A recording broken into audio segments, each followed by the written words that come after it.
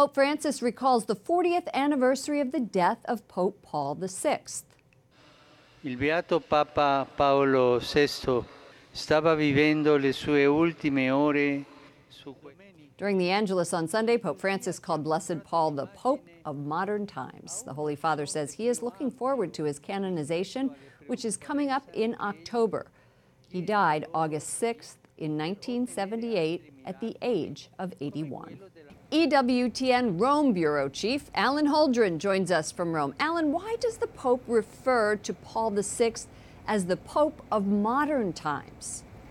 Well, Vatican News said today that he's often referred to as the Pope of modernity, as he oversaw transitions in liturgy, seminary formation, theological study, and many other areas of church life. Blessed Paul VI reigned, Lauren, over the Second Vatican Council, the very end of it, and ushered the church into a new era in the 1960s and 70s. It was a time of great transition in the church and in society, and many today still call his teachings prophetic. Documents like Evangelii Nuntiandi on evangelization and also Humanae Vitae on the regulation of birth have been cited regularly by his successors, including St. John Paul II. They continue to be important points of reference also for Pope Francis.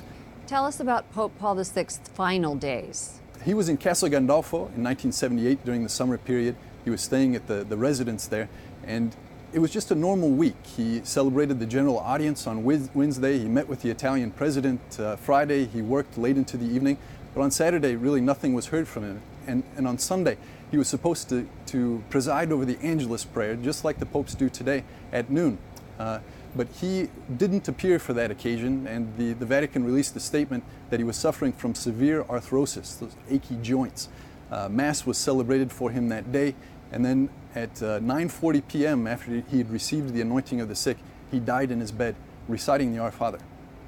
You know, 1978, that led to other deaths. It was called the Year of Three Popes, and it began with his. What happened after that?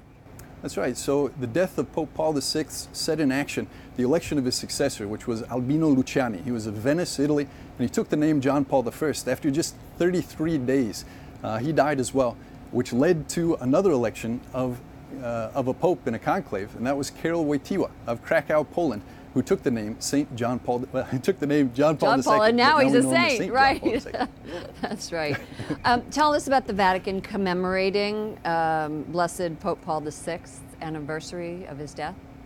This morning, just before noon, Pope Francis visited the tomb of Paul VI. He's done that in successive years. This morning it was absolutely private. He spent the time there just 10 minutes in silent prayer, absolutely alone. L'Osservatore Romano, the Vatican newspaper, also came out with a two-page spread over the weekend in which they laid out a remembrance of him, including a description of his final moments and also a previously unpublished speech from him. So Blessed Pope Paul VI will be canonized by Pope Francis on October the 14th, and that will mark the remembrance of the Church and the recognition that he too is in heaven. Alan Holdren, EWTN News Nightly Rome Bureau Chief, filled with facts for us today. Thank you. Thank you, Laura.